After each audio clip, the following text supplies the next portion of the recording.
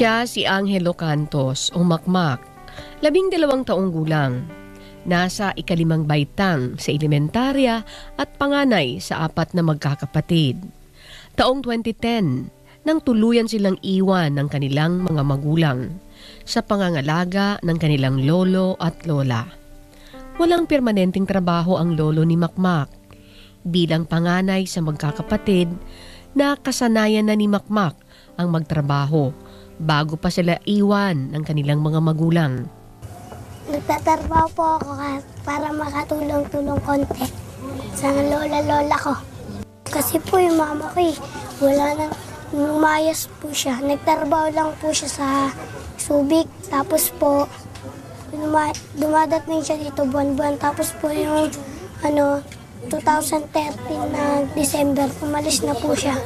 Ayon kay Makmak, nagtatrabaho siya upang may pambaon sa araw-araw at upang may ipandagdag sa kanilang pang-araw-araw na gastusin. Ang ano ko sa kanya, dapat hindi ko nga siya talaga dapat magpapanabuhayin. Kasi hindi pang edad niya na para mag-ano niyan, maglako niyan. Kasi ganito naman wala akong magawa kasi gusto niya. Kaya ang ginagawa niya, nagpupunta doon sa may gamit, may kariton. Doon siya nakikitinda. So ngayon, dahil gusto niya, di ko na mapigilan. Alas 4 pa lamang ng umaga ay nagsisimula ng magbanat ng buto si Makmak.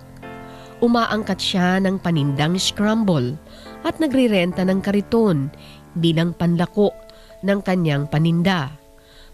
Wala pong pasok. Walang pasok? Nagtitinda po ako.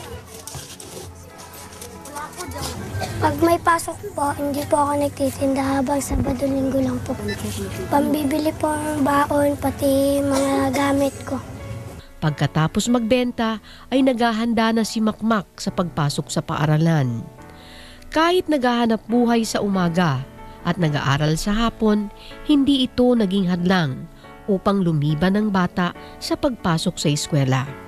Pag nahawakan niya na yung pera, hindi na pwede mailabas. Bakit? Parang ginano po niya, ginagawa niya, iniipon niya, binibili niya ng gamit.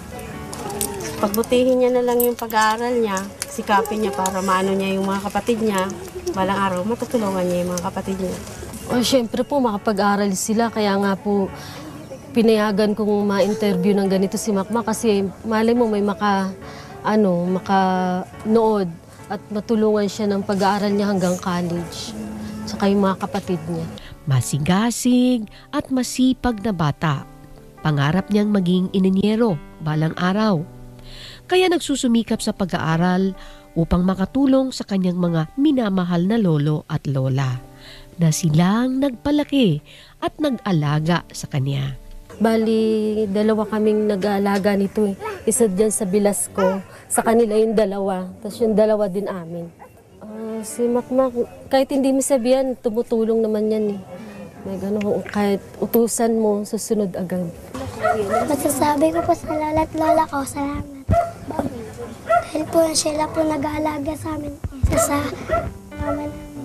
Sana kung mayroon kayong ganun mga alaga, mga anak na ganyan, sana patubayan nyo, alalayan nyo ng maayos. Sana palarin sila, laging malakas mga pangangataon nila para makapag-aral sila talagang tuluyan. Pangalawa ako, sana lagi rin akong malakas at para makayanan ko yung nasa isip ko at pamumuhay namin, may taguyod sa amin lahat. Masipag, masunurin, masayahin at mabait. Ito ang mga salitang inilalarawan kay Makmak.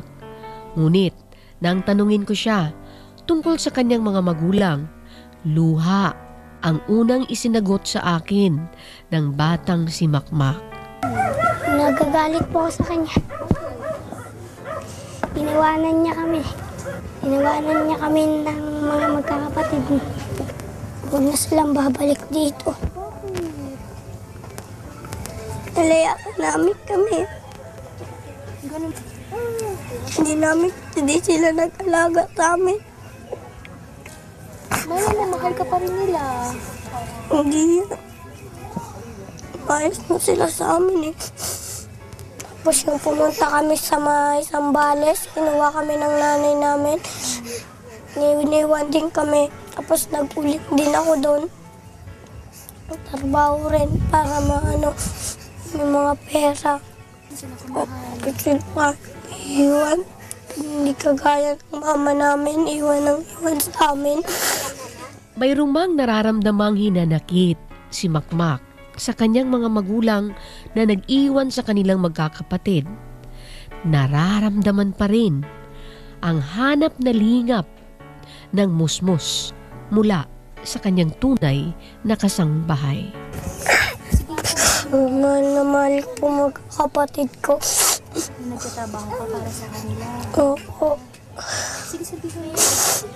Nagtatrabaho po para sa mga kapatid ko. Saka para po sa kanila. Para po sa pangarap ko. Wala naman siyang ibang pupunta doon, hindi kami.